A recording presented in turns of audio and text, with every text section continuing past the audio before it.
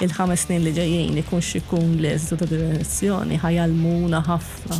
Nkejlu s-suċċess bin-numri, bil-volum. Il-bini qed jitla prata ħafna iktar maġla, ġifieri is-sussidji jagħmlu sens meta jkunu temporani. Minn fejn ħanġibuhom dal-flus kollha, faċli twijat, għal x'aktarx ikollok ħafna modi kif toħroġ minnu. Qed tara xi ħaġa f'din l-elezzjoni illi tista' tagħtina ekonomija illi trażżan ftit minn dawn l-affarijiet li jippreokkupaw in-nies. Din l-elezzjoni u trażżan fl-istess sentenza kienet goffa għedi. Fi-2025 ilħaqna l-4 miljun turist. Qed inżidu b'9 miljun fis-sena. Jiena naħseb li about time li l-poplu jqum u l-politiċi tagħna jgħidilhom mind bis-serjetà.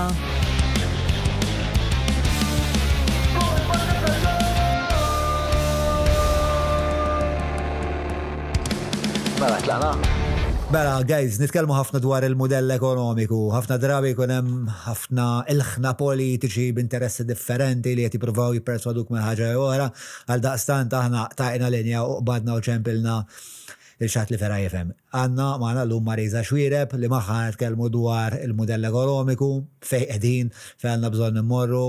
Isma' din l-introduzzjoni qed nirreġistra wara l-konverzazzjoni, dan kien wieħed mill-aqwa podcast li qatt irreġistrajna. Qabel ma nibda, grazzi kbira minn qalbi lil Patreons li intom tiżguraw li dak proġett ikun jista' jsir, perswas li intom il-Patreons tkunu gburin ħafna b'dak li ħadd isimgħu f'din il-konverzazzjoni. Nixtieq nirringrazzja ta' bilħaq jekk tixtiequ tkunu parti mill-komunità tal-Patreons, patreon.com/John Mallija, hekk tistgħu tagħtu s-support dan il-podcast.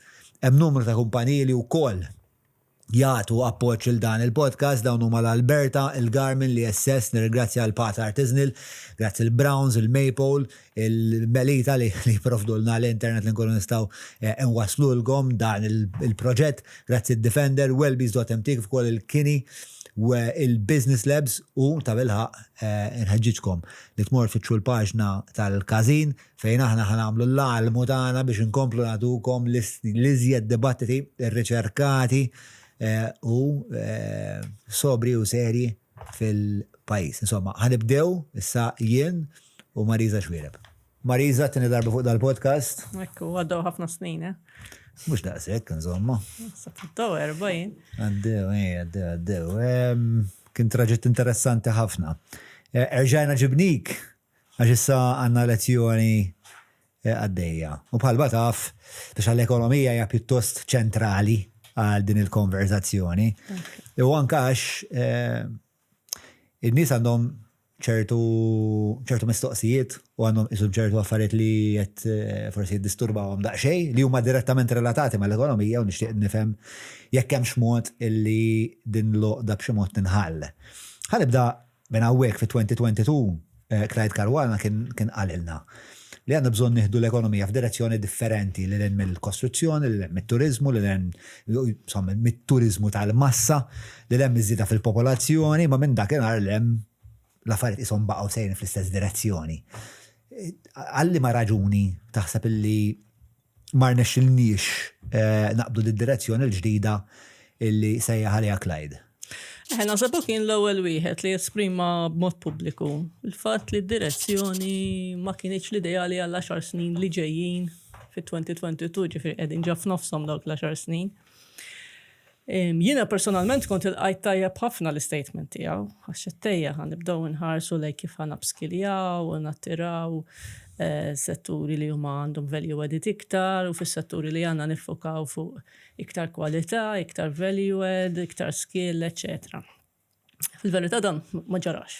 L-elezzjoni ta' 2024 tal-European Parliament li Clyde ta' raġun. Meta f'dik l-elezzjoni Labour Party ma marx tajjeb daqs kemm kienet jantiċipa, l-interpretazzjoni kienet isma' rridu morru quality over quantity. U ħareġ dak il-budget ta' quality over quantity li again kien sinjal ieħor li forsi bdejna nifmu li rridu nbidlu ftit id-direzzjoni.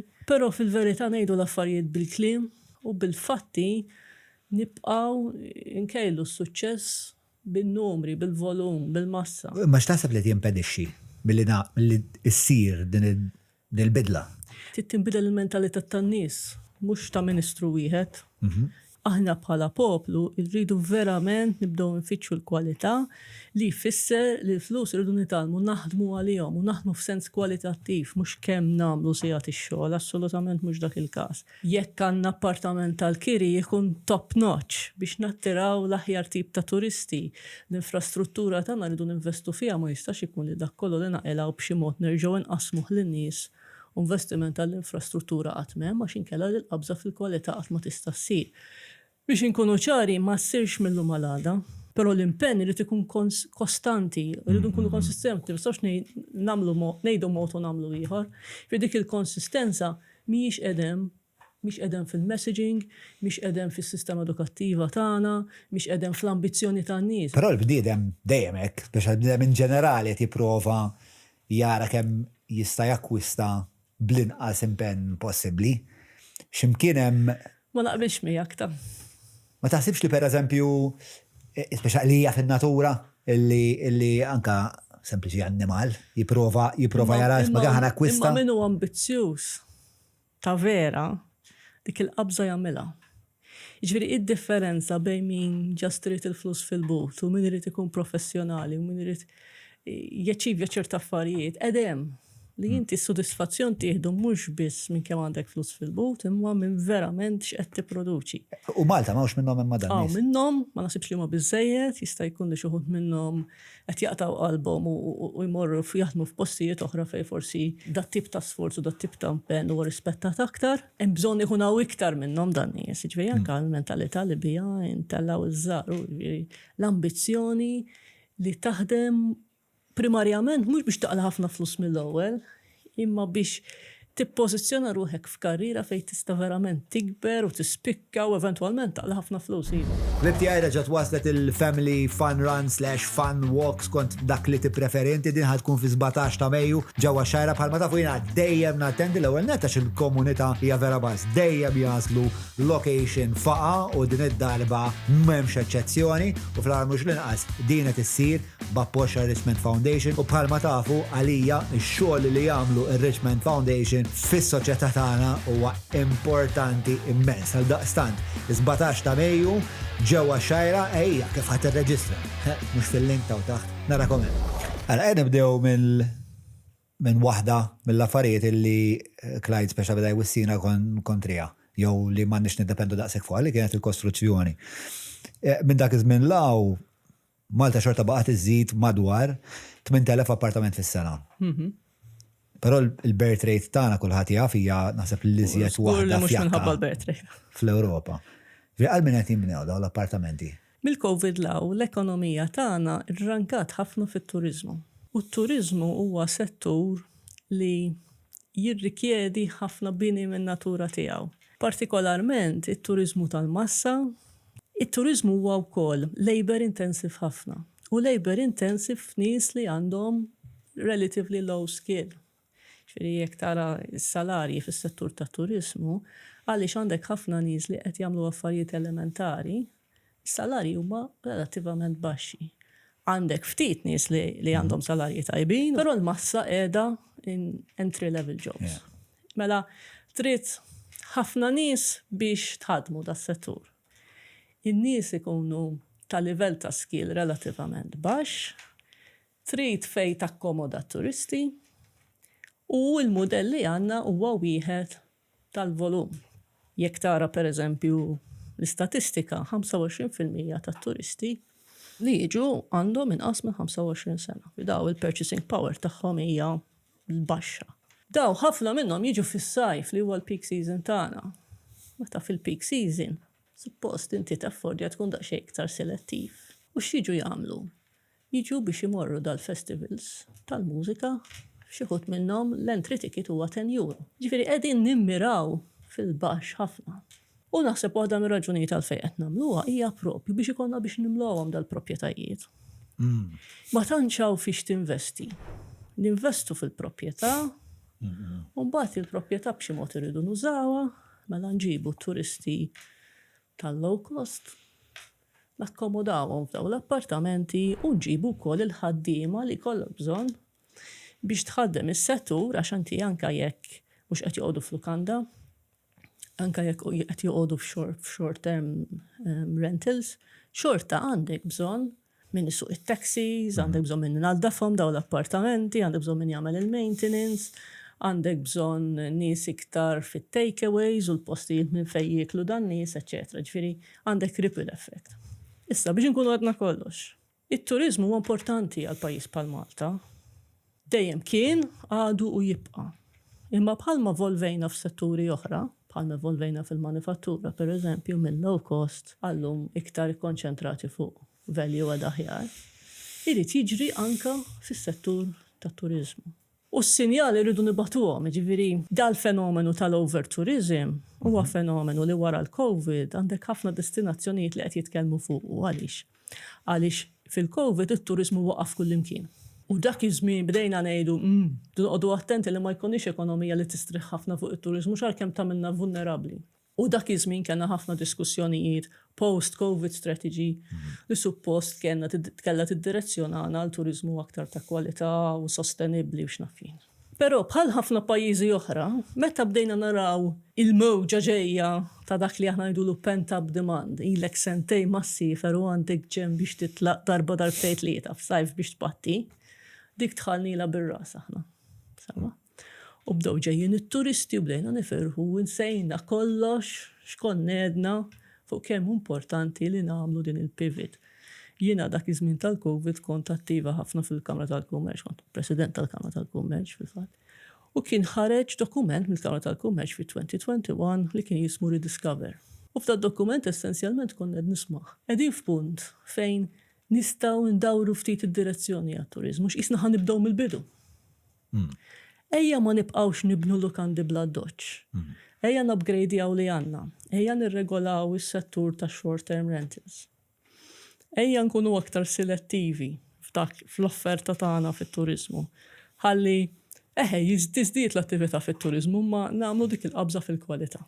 Ftit ilu 5 snin wara, Kamra tal-Kummerċ reġgħet ħarġet dokumenti ieħor, Rediscover Take Two, jismu Rediscover 2 Align, fejn reġgħet irrepetiet xi wħud minn dawk il-proposti u ir-rifrejmjathom fil-kuntest ta' mhux recovery bħalma konna qed nagħmlu dak iż-żmien fi-2021 wara l-COVID, imma ta' nellajnjaw mal-aspirazzjonijiet ta' kwalità li suppost għandu l-pajjiż f'dan l-istadju meta niftaħru li għandna GDP li huwa aħjar mill-medja tal-Unjoni Ewropea u jikkomparja tajjeb ma' pajjiżi li aħna tradizzjonalment dejjem ħarisna l fuq lejhom bħal semma case in point Sweden.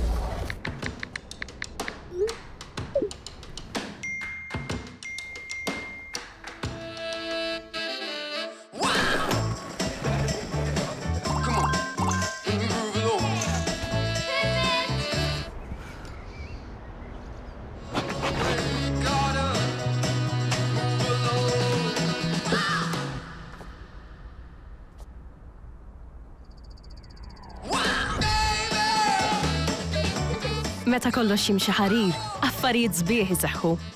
Ordna l-Flexi Bundle tiegħek issa. Fil-bidu ta' dali qed ngħidu issa qed li hemm m'hemmx inċentiv kważi biex ir-rotta tinbidel għax l-appartament u l-bini l-proprjetà qed jinbenaw jibqgħu joħorġu l-permessi ma nridux nirregolaw għax jekk nirregolaw se jkollna appartamenti li won't make the grade. Ġifieri qisu rridu noġbu l-kulħadd. Ma jekk nibqgħu nibnu bir-rata li qed nibnu. Xi ħadd irid jagħtihom dawn l-appartamenti? Da żgur. Ġifieri il-massa ħajkollu bżonn, il-volumi ħajkollu bżonn. Jekk inti tikkrea oversupply u dak kien il-punt tad-dokument ta' 2021 u anke tal-post-COVID strategy. Jekk inti tikkrea is-supply tal-appartamenti b'xi mod tittimlihom. Jekk tagħti sinjal lill-poplu li jisma' inti ħatibqa' tissapportja dat tip ta' turiżmu, il-poplu ħibqa' jinvesti f'dit tip ta' proprjetà u se jibqa' jikkalkula li se jġib idħul billi jikkrea għal dat tip ta' turiżmu. U s-sinjali qegħdin hemm pereżempju f'ħafna postijiet fejn bdew jirrealizzaw wara l-COVID li l-over tourism hija problema. Bdew iżidu id-daily tax fuq il-kmamar. Aħna Malta għandna l-orħos eco-tax contribution tal-Lukandi, 50 cents kull-jum. Li issa żdiedet Li 150. issa f'dan il-programm elettorali, il-Partit Laburista, tajjeb li qed jara li hemm bżonn tiżdiedi, qed jgħid il-50 cents tissir 150, xorta tibqa' waħda mill-iktar baxxi fl-Ewropa. Ġifieri jekk irridu vera nagħmlu dik il-qabża, irridu nagħtu indikazzjoni li aħna maħniex a budget holiday destination. Però l-150 f'idnejja meta tikkontrasta mal-eluf ta' appartamenti li qed nibnu mhux qed nara li ħadd immitiga biex inti kollok. Għax inti għandek dipendenza fuq in-numri u n-numri minn x'imkien irridu jiġu. Li fl-aħħar mill-aħħar daw il-festivals, daw il-parties, daw jimlew. Daw jimlew u jekk tibqa' tissapportihom u tibqa' tgħidilhom ejjew, daw ħajjibqgħu jiġu, tibqa' timla, però jibqa' jkollok sajf wara sajf influss qawwi ta' turisti li jħallu verament ftit warajhom biex ma ngħidx ma jħallux għax jekk tara l-impatt imbagħad tal-ħaddiema li jiġu minħabba dit tip ta' attività, l-impatt fuq l-infrastruttura, l-impatt fuq l-enerġija, l-impatt fuq il-konġestjoni, l-impatt fuq ir-reputazzjoni tad-destinazzjoni ma nitkellmux fuq u dan imma inti ma tistax ġo pajjiż żgħir bħal Malta tipprova tikkrea suq għal kulħadd. Speċjalment meta din hija gżira li tiġi minna nfissa hija densely populated ħafna. Mela densely populated ħafna u għandna waħda mill-ikbar tourist intensities fl-Ewropa, ġifieri l-iktar post fejn il-persentaġġ tal-popolazzjoni li tkun turisti fil-peak season ikun għoli.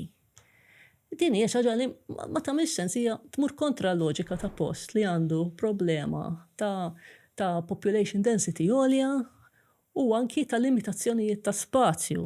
Ġifieri il-pajjiż u li hu l-bajjiet tagħna huma li huma l-kosta li hi u l-lifestyle ta' min jgħixaw impattat ħafna bit-turiżmu. Jiġifieri l-ar ħaġa li tista' tiġrilna u naħseb tiġob li tiġrilna hija li meta t-turiżmu jkun daqshekk intensiv u jirfes ħafna fuq il-ħajja ta' kuljum tan-nies. In-nies il-Maltin li kienu rinomati għall-ospitalità jibdew isiru anti-tourist. Dik hija l-ar ħaġa li tista' tiġrilna. Għax waħda mill-affarijiet li kellna tajbin bħala destinazzjoni turistika kienet li il-Malti residenti hawn jew il-barrani residenti hawn li kważi jħoss li dan huwa pajjiżu u meta qed jilqa' turist iħoss li qed jilqgħu kważi f'pajjiżu, jekk daħa jibda jkollu antipatija lejn it-turist, ħajkonna problema. U tara il-ħaġa anki fil-fatt li ma tantx għadek issib Maltin li jaħdmu fil-qasam tat-turiżmu. Ġifieri dik ukoll tnaqqas xi ftit mill-esperjenza tat-turist għax inti meta jaqdik persuna lokali ħajkollok esperjenza ħafna iktar awtentika milli meta jaqduk nies li għadhom jaslu u daqt tilqin. Bir-riċerka li għamilt sibt li 16% ta' TCNs fil-fatt li qegħdin Malta jaħdmu direttament fis-settur jew tal-Lukandi jew tar-ristoranti. Bat għandek xi 9,000 oħrajn li 11% li jaħdmu fil-Kostruzzjoni. Meta kull darba li Iż-Żieda ta' turisti li qed ngħidu tiżdied b'500,000. Nafu kemm għandna bżonn iktar nies minn barra biex jaħdmu. Ifhem nistgħu nagħmlu naqra back of the envelope calculation u rafa ġifieri da fi 2025 ilħaqna l-4 miljun turist. U dil-figura sentej qabel kienet 3 miljuni, ġifieri qed inżidu b'9 miljun fis-sena. Fl-istess ħin fil-Malta Vision 2050 għedna li t-target tagħna huwa li fit-2035 li huwa 9 snin oħra ikonna 4.5 million tourists. Jiena ma stax nifhem. 4.5 million probably ħajkonna dis-sena. Appuntu. Jiena daw l-istejjer ma in-narrattiva mhix tagħmel sens. Imma dal-4 miljun turist għandna persentaġġ għoli ta' ħaddiema barranin, b'kollox ħaddiema barranin għandna qrib il-100,000. Persentaġġ għoli minnhom inti semmejt 16% dirett. Jiena naħseb li għandek iktar minn dawk is-16%. Għax imbagħad għandek l-oħrajn li jaħdmu via temping agencies. Eżatt, għandek dawk li jiġri t-turiżmu l-massa tiegħu huwa impjegat via temping agencies. Jiena il-kalkoli tiegħi bejn wieħed u ieħor naħseb li hemm qrib l-40,000 li huma direttament jew indirettament fit-turiżmu minn dawk il-100,000. Issa dawn l-40,000 joqogħdu f'appartament. Ħafna drabi jixxerjaw. Ejja ngħidu 4 kull appartament. Għal għandek bżonn 10,000 appartament għalihom dawn. L-4 miljun turist li jiġu qed nakkomodawhom f'madwar 55,000 kamra f'Lukanda u madwar 10,000 Airbnb. Issa, again, da jista' jkun hemm iktar li mhumiex reġistrati u x'naf jien, imma dak huwa rough calculation. Jekk l-4 miljuni jsiru 5 miljuni, ħadd tiżid kollox proporzjon. Jiġifieri għal kull żieda ta' miljun turist ikollok bżonn 2500 appartament ieħor għal ħaddiema li jaħdmu fit-turiżmu, 2500 Airbnb ieħor u jkollok bżonn xi 10,000 kamra oħra fil-Lukandi diment li r-ratio bejn Lukandi u l-Airbnb. Ma di politikament splussiva l-affari. Meta tpoġġi n-numri fuq karta u tibda tirrealizza x'qed ngħidu, hija għandha tkun ovvja l kulħadd li hemm bżonn nieqfu nħarsu lejn li nżidu n-numru ta' turisti u nfittxu li l-kwalità tat-turist li nġibu ikun aħjar jekk hemm bżonn jonqsu ftit it-turisti li għandna, però jħallu iktaraw l-esperjenzi li jkollhom ikunu aħjar, l-appartamenti li nofrulhom ikunu ikbar, attrezzati aħjar, idumu iktaraw, jiġifieri għandek pajjiżi l-Ġermanja partikolarment jiena nkun ħafna hemmhekk. Dawna ilhom issa numru ta' snin għaddejjin b'marketing li jgħid stay a little longer. U li stay a little longer ġejja mill-fatt li inti iktar ma jkunaw fit-tul turist inqas ikollu impatt. Għaliex?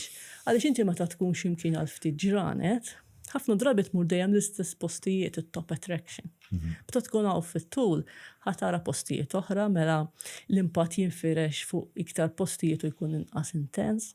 U inti jekk qiegħed x'imkien 3 ijiem, dak it-3 ijiem ħin kollu tiġri biex tara kemm tista' mill-post, eċetera. Jekk ħad tagħmel 15, ħadd toħod easy u l-lifestyle tiegħek dak il-15 ħajkun iktar simili ta' xi ħadd residenti milli ta' xi ħadd tourist on a weekend break. Ġifieri l-impatt ikun ħafna inqas. Imma, again, biex inti tappella għal dak it-tip ta' turist, law nista' timmarketi għal dak it-tip ta' turist. Trid toffri stil ta' ħajja li huwa relassanti li inti xejn ma' 15 għal kwiet Malta. U n-nies iridu jikkooperaw fiha dil-biċċa xogħol ukoll. In-nies l-nies.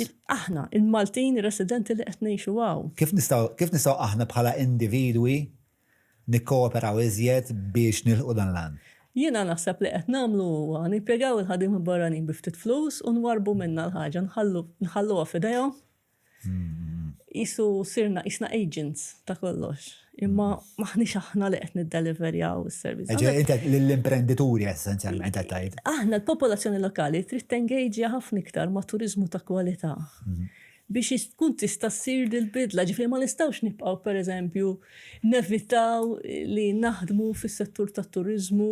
Aħna meta konna studenti konna naħdmu ħafna entry level jobs, waiters u dat tip ta' affarijiet, u naħseb li huma jobs li għalmuk ħafna. Illum ma tantx tara żgħażagħ Maltin fihom dal-jobs. Waħda mir-raġunijiet hija li l-hourly rates tal-jobs hija miżera. Jiena niftakar fi 2021 konna proponejna li l-vet fuq ir-restoranti torħos għal 7%.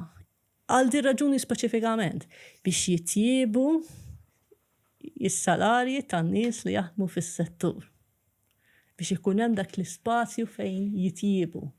Biex jattira kemm nies lokali u anke nies barranin li huma ta' livell aħjar. Li sar sissa hija l-skills card. Ġifieri mit-2022 sal-lum, 4 snin, għamilna l-skills card. Ġifieri bir-rata li nagħmlu l-affarijiet. Maħna ħanaslu għattu għax il-bini qed jitla brata ħafna iktar maġla milli aħna qegħdin nitwikjaw il-policy tagħna biex immorru f'direzzjoni tajba. Eżatt il-mistoqsija tiegħi. Għax hekk nagħmlu dawn l-affarijiet kollha li inti qed tippreskrivi li aħna nagħmlu. Mela nibdew intejbu naqra l-kwalità l-marketing ikun naqra aħjar, però fil-frattemp għandek 8,000 appartament tiela kull sena. Ekku. Biex mhux waħda tikkanċella l-oħra. U qed inkaxkru sajna ġifieri dawn l-affarijiet għadnihom fi 2021. Kieku implementajnihom fi 2021, bdejna naraw ir-riżultat tagħhom, bdejna ta' mhux wasalna, bdejna. Għaliex inti għandek time lag bejn meta toħroġ il-policy. U meta l-investituri jirrevedu d-deċiżjonijiet tagħhom inti jekk għandek permess fidek biex ittella blokk appartamenti ħattellaw. Ejja nżommu l-affarijiet sempliċi. MCB, protezzjoni bażika. RCBO, protezzjoni avvanzata. Għax ma tinvestix f'RCBO biex titfij il-problema, u mhux id-dar kollha. Sib l-RCBOs ta' Schneider Electric għand l-ISS u għand hardware stores ewlenin.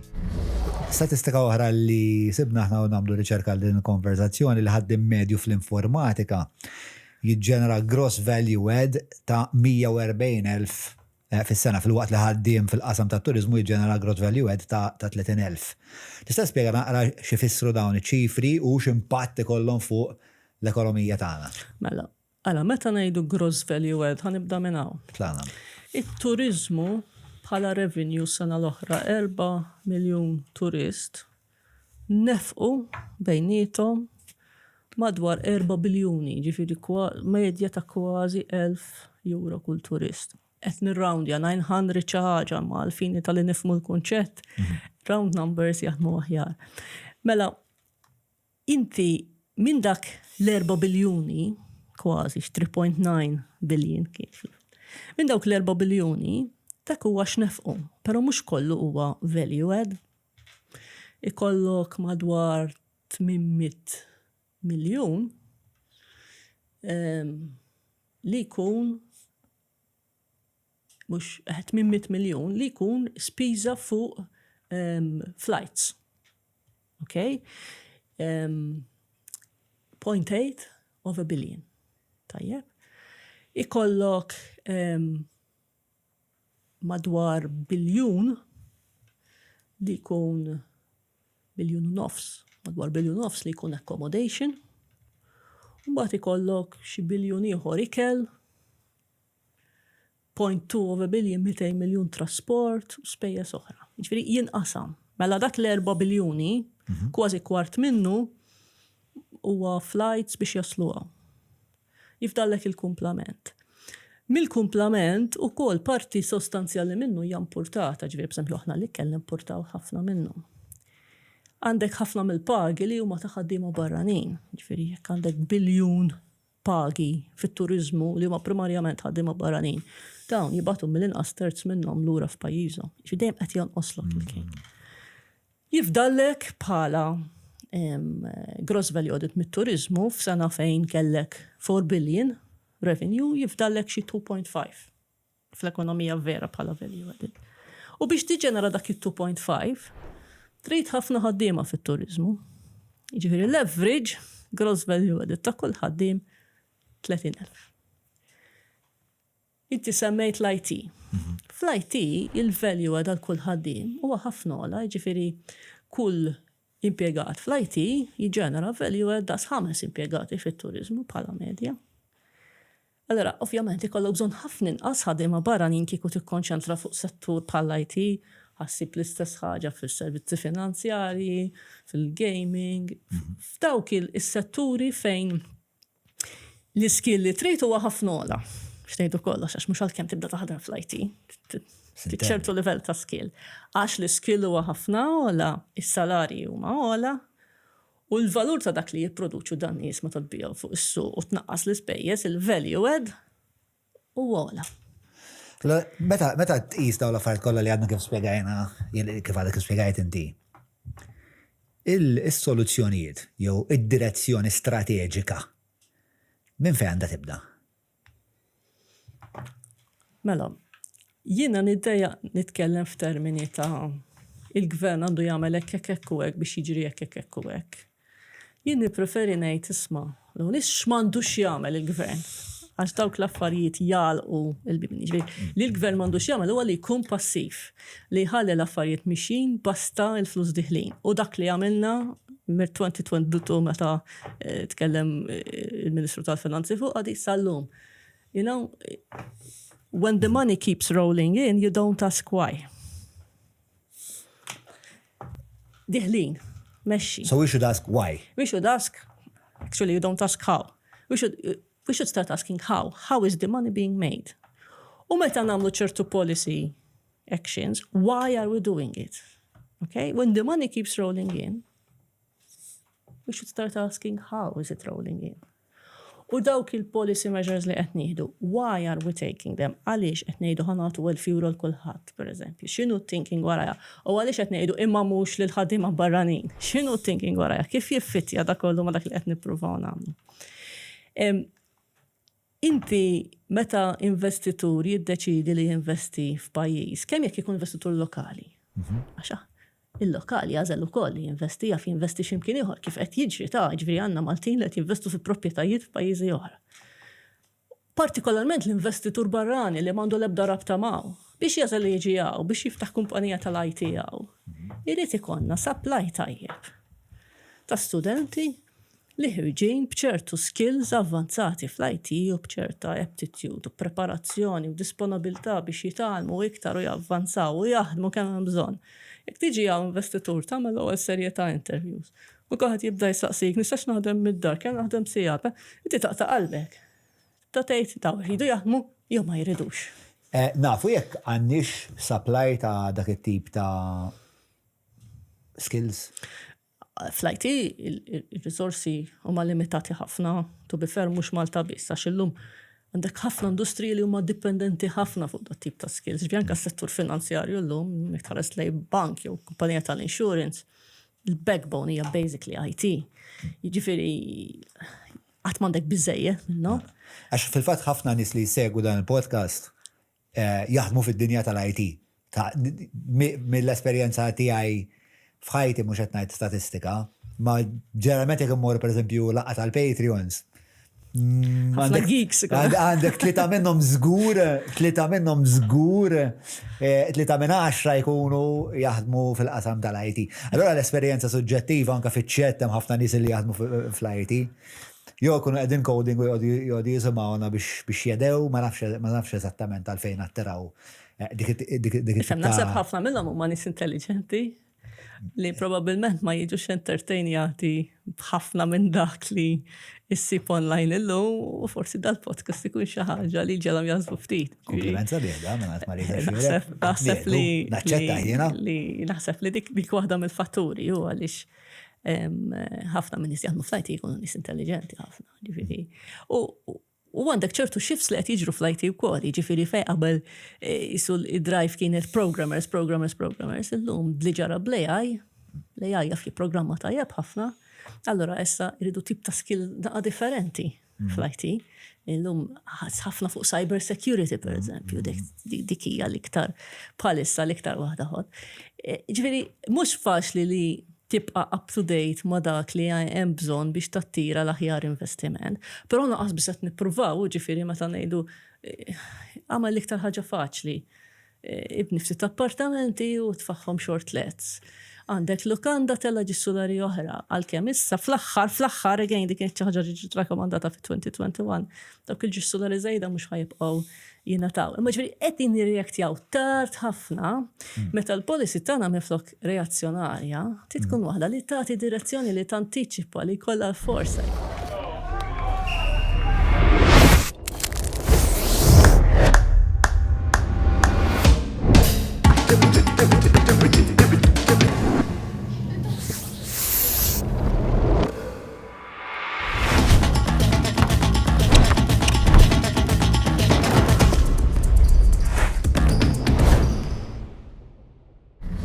Tara xaġa f'din l-elezzjoni illi tista' tagħtina ekonomija illi trażżan ftit minn dawn l-affarijiet li jippreokkupaw in-nies. Din l-elezzjoni u trażżan fl-istess sentenza kienet goffa għedi.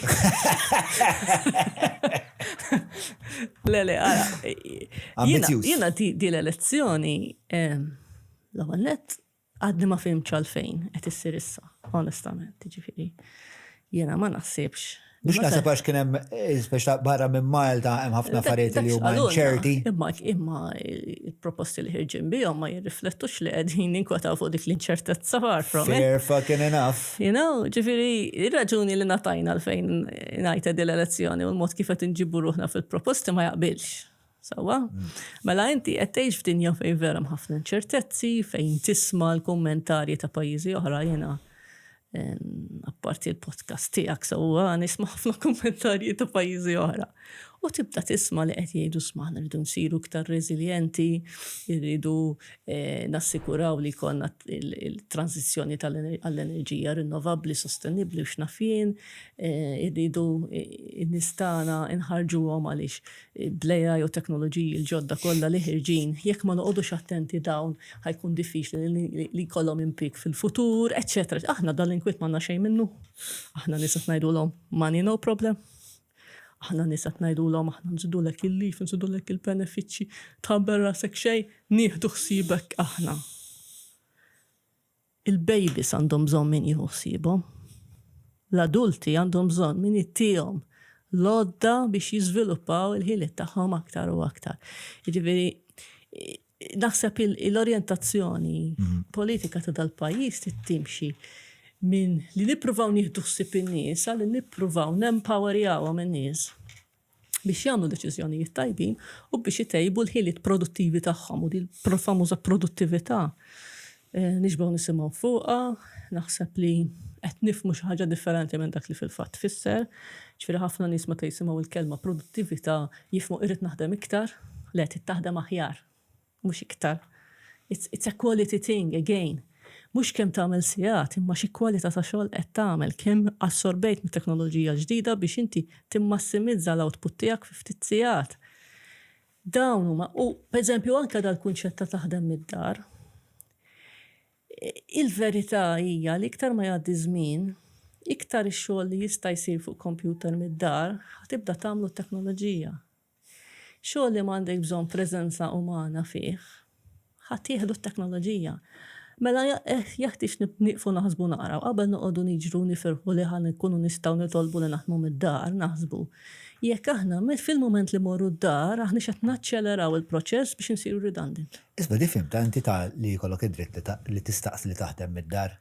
Għax jiena impjega n-nies, ovvjament, għandhom 100% id-dritt li jisaqsuni, jiena nista' naħdem mid-dar. U ġieli jisaqsuk u ġieli tgħidilhom iva x'ikun possibbli, u ġieli tgħidilhom mhux illum għax vera għandi bżonn. Allura il-Bon u Kajli u daw u Julian biex ta' x'id-dritt ġdid għandhom fil-verità. Għax mhux ħajġu fuq u jiena mbagħad ħanieħu deċiżjoni. Mhux hekk. U dik id-deċiżjoni ħadd taħodha fl-aħjar interess tal-azienda li qed tmexxi, ġifieri u fl-aħjar interess tagħhom ukoll. Għax l-iktar ħaġa faċli li tgħid il xi ħadd li bil-Malti jkun dejqek u taħseb li mhux qed jiffittja tajjeb mit-tim aħdem mid-dar. L-iktar ħaġa faċli, naħseb kollha xi darba minnija ma tkunx qed tagħmillu pjaċiri imma you're basically paving his way out. At some point da ħajsir redundant u qed tittestja tgħaddix tajjeb minn ajru. Hekk tkun qed tagħmel. Ġifieri, irridu nieqfu naħsbu nara u x'qed ngħidulhom in-nies għal xi qed ninkoraġġuhom. Imma taf x'inhu d-dritt il-ġdid għax jiena s'issa ma fimtix di. Ara, jiena nibża. Issa din opinjoni tiegħi.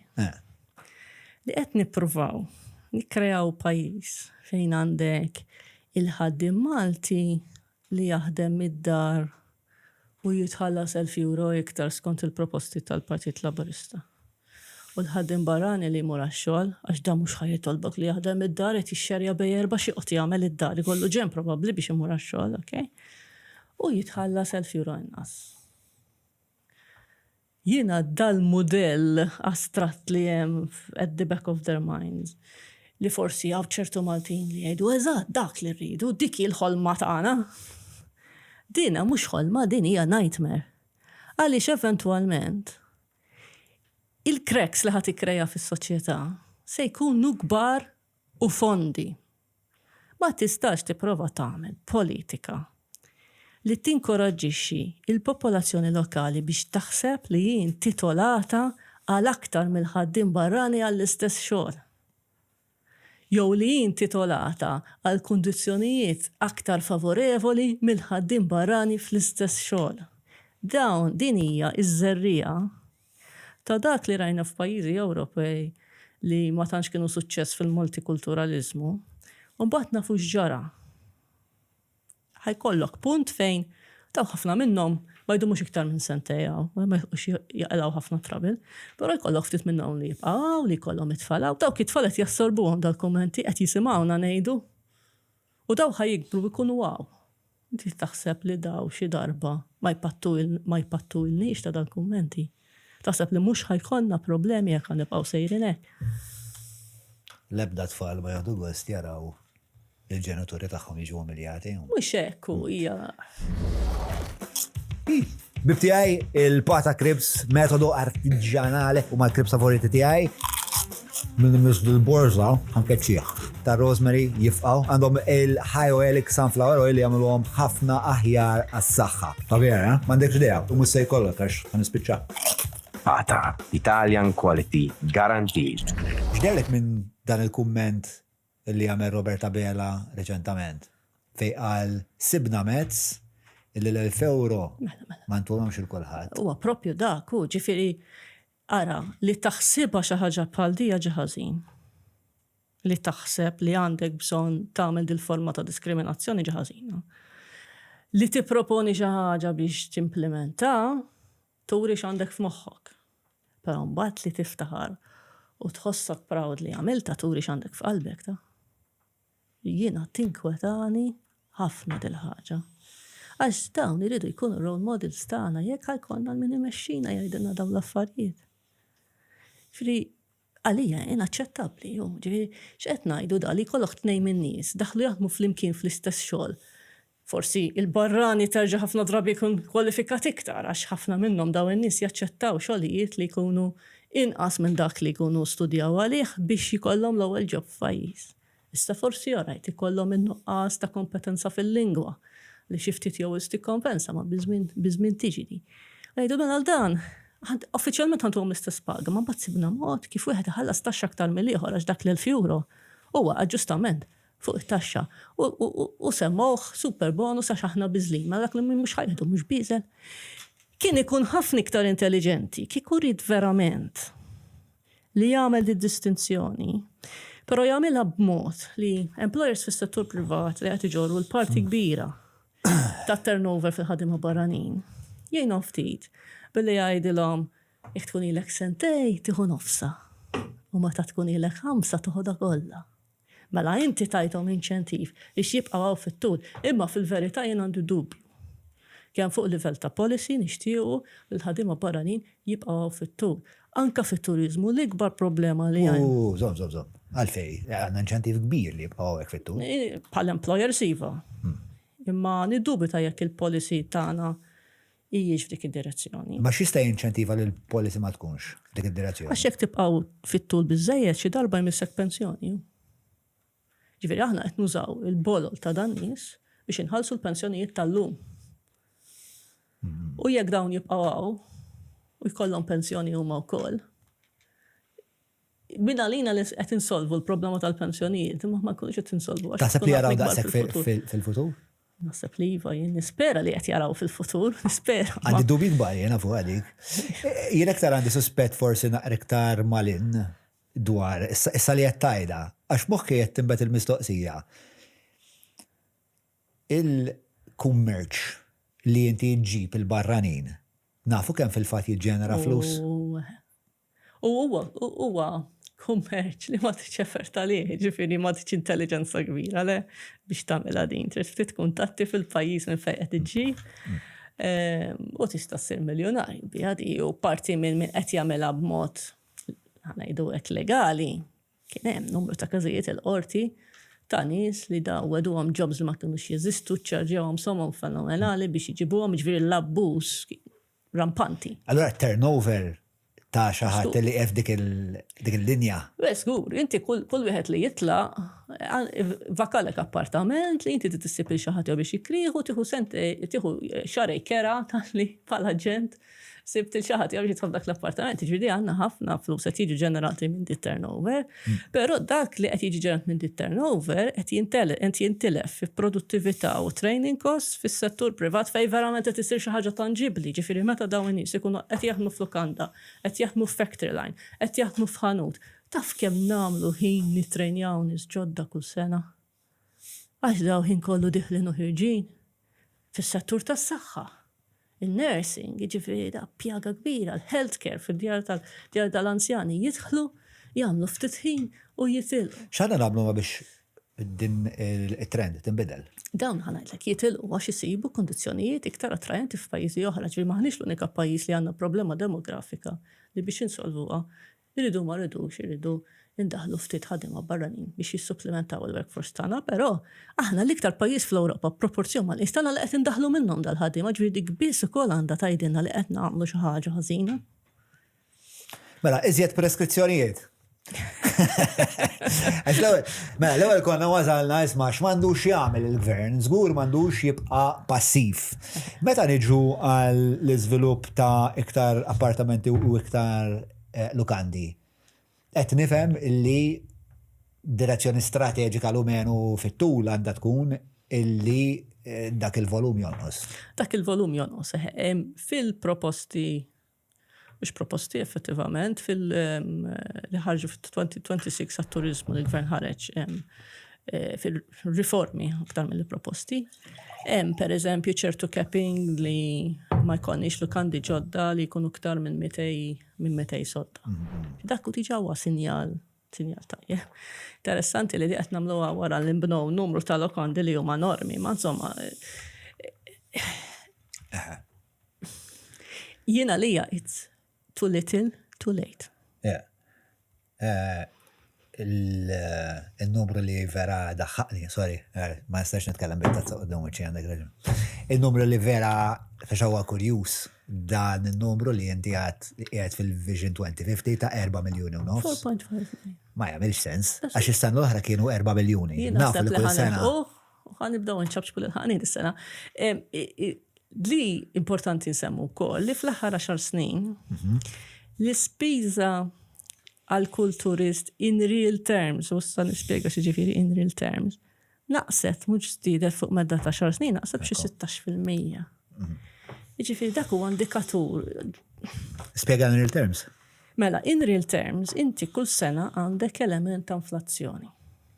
Mela, xi ħaġa ħan nitkellmu fuq il-proprjetà xemmek fejn l-inflazzjoni kulħadd qed iħossa u jara. Il-prezzijiet tal-proprjetà jiżdiedu b'madwar 6% fis-sena qegħdin. Dik hija l-inflazzjoni. Issa, hemm xi ħaġa li jgħidula di xi ħaġa bil-calculator di mhux il-tfal ta' Clyde imma di serja. Ir-rule of 72. Mela, rule of 72 hija shortcut biex tikkalkula. Meta xi ħaġa tiżdied 6% fis-sena. Kemm tieħu snin biex l-istess ħaġa tkun tiswa d-doppju? 6% fis-sena, 72 division by 6. And the answer is 12. Fit-12 sena. Biex nitgħallem xi ħaġa jiena. Dik ir-rata kienet 4%. 72 division by 4. Okay. U l-answer huwa n-numru ta' snin li tieħu biex xi ħaġa tirdoppja. Fil-każ tal-proprjetà medja ta' 6% inflazzjoni, fit-12 sena, jiġifieri kemm huma twal 12 sena, mit-2030 sa 2025, il-prezz tal-proprjetà irdoppja. Mela, jekk il-pensjoni irdoppjat ukoll, fil-verità, irdoppjat f'termini nominali, għax f'termini reali, ħafna affarijiet irdoppjaw fil-prezz. U din in-nies ma sibx li jifhmu, għax tisma' ħafna pensjoni tiegħi jgħidulek il-pensjoni tiegħi irdoppjat.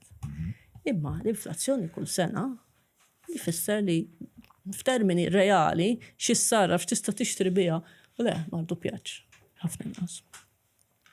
Jiġifieri f'termini reali l-ispiża tat-turist per turist fuq medda ta' 10 snin naqset, ġifieri waqt il-COVID ovvjament kien hemm dip qawwija minħabba li t-Turiżmu kien magħluq għal numru ta' xhur, imma tista' tpinġilinja hekk fuq 10 snin u fl-aħħar sena sentej bdiet isa ddur tikka żgħira l fuq.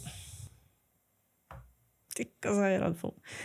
Bil-ftit sforzi li qed isiru. Mela kieku nimpenjaw ruħna ħafna iktar, Okay? U nimpenjaw ruħna across the board mill-bankina, f'kollox nimpenjaw ruħna. Sa kif niġbru l-iskart, jiena qatt ma mort holiday ximkien fejn tħallas flus tajba u tara l-iskart miġmuħ fit-toroq l-emmolaw jistenna l-tat-trak ġej. Bida affarijiet li tarhom f'pajjiżi li għadhom qed jiżviluppaw. Ġifieri minn banda ngħidu aħna żviluppati, għandna GDP iktar mill-medja tal-Ewropa, tub. Bat għandna ħafna affarijiet fil-mod kif ngħixu, kif nagħmlu affarijiet, kif norganizzaw ruħna li ma jipparagunawx mal-GDP tagħna għaliex qed jiġri GDP jikber. Imma dak il-ġejt li qed jiġi ġenerat qed inqasmuh lura biex nerġgħu nofquh, mhux ninvestuh biex intejbu l-infrastruttura, kwalità ta' kif nagħmlu l-affarijiet biex ninvestu f'edukazzjoni aħjar, eċetera. Le, irduh biex nofquh. Ma nkomplu jienu Marisa, nerġa' nirringrazzja il-Patreons u jekk inti tixtieq tingħaqad bħala parti minn din il-komunità li qed twassal dan il-proġett tant tal-qalbna patreon.com/John Mallija. Nirringrazzja wkoll l-Alberta l-ISS, il-Garmin, il-Pata Artisanal, il-Browns, il-Maple, il-Melita, Defender, Wellbees.mt, Kini, kif ukoll il-Business Labs nfakarkom żuru l-paġna tal-Kazin fejn ħankomplu inwaslulkom uħud mill-aktar dibattiti riċerkati u serji fil-pajjiż. Issa ħankomplu jien u Marisa Xuereb. Dan kollu x'impatt qed ikollu fuq il-prezz tal-proprjetà. Nixtieq nidħol naqra fuq l-affordabilità tal-proprjetà hija xi ħaġa oħra li taqgħod magħha għax inti jekk għandek domanda l-proprjetà għal dat tip ta' turiżmu. Min qed jixtri appartament biex jikrih short let? Li ħafna drabi tkun it-tieni, it-tielet, ir-raba', ħames, l-10 proprjetà tiegħu, okay? Qed jikkompeti ma' xi ħadd li għadu jibda li kieku dak l-appartament jista' jgħix fih. Di waħda bil-problema li hemm bl-affordabilità ta' proprjetà entry level li tibda biha għaliex tikkompeti direttament is-suq ma jagħmilx distinzjoni daw fl-istess suq qegħdin min qed jixtri biex jikri u qed jixtri biex jibda familja. L-istess proprjetà qed jikkompeti. Appartament żgħir. Allora hemm xi mod li tista' tiġi mitigata?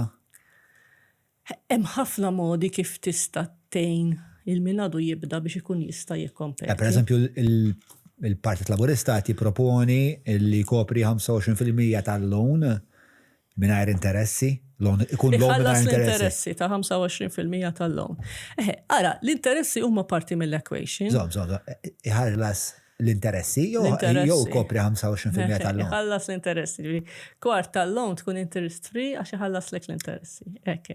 Tajjeb ħafna mela. Nat. Okay. Issa, basically jissussidjalek kompletament l-interessi fuq kwart tal-loan. Ftemna. Tejnek. Tiskulli tejnek. Imma tafal xiex tejnek biex teffordi proprjetà ola. U tiġa sar dal-punt u Prim-Ministru għale ma din ikkepjata l-proprjetajiet sa 300,000. Nafu tajjeb li bejn il-valur li ġi dikjarata proprjetà u l-valur li effettivament kun xrajtu bih ġili kun hemm anki differenzi għaliex hekk ikun jaqbillhom kemm min qed jixtri u kemm min qed ibih. Jiġifieri di xi ħaġa li faċilment tiġi bypassjata, però il-punt fuq l-interessi, il-Bank Ċentrali għandu indiċi ta' misalignment jgħidulu fil-proprjetà. Magħmul minn 5 components, 5 sub-indices. U dan basically kejjel jekk il-prezz tal-proprjetà huwiex oli wisq għal mod kif qed tiżviluppa l-ekonomija, dak li ħajgħulhom economic fundamentals. Mhuwiex indiċi ta' affordabilità. U sfortunatament ġili jiġi interpretat hekk, imbagħad meta l-Gvernatur tal-Bank Ċentrali jgħid m'għandniex property bubble skont l-index, il-proprjetà hija actually underpriced. Kulħadd jaqbes fuq u jgħidu ma nistgħux niffordija kif qed tgħid li huwa underpriced. Għax mhux indiċi ta' affordabilità. Huwa indiċi li juri jekk il-prezz tal-proprjetà huwiex konformi ma' dak li qed jiġri fl-ekonomija tagħna. Issa, jekk tħares lejn dal-indiċi li bħalissa qed jindika li m'għandniex property bubble, il-prezz tal-proprjetà huwa ftit inqas minn dak li suppost ikun skont dan il-misalignment index. Il-komponent prinċipali li qed jitfa' l-prezz attwali l-isfel minn dak li suppost ikun, li ġifi qed jikkontribwixxi maġġorment biex ngħidu il-prezz tal-proprjetà hija baxx ma' dak li suppostu. Huwa dak il-komponent relatat mar-rata tal-interess. Għaliex? Għaliex fost dal-components, dal-wieħed ikejjel bir-rati tal-interess li tissellef bihom.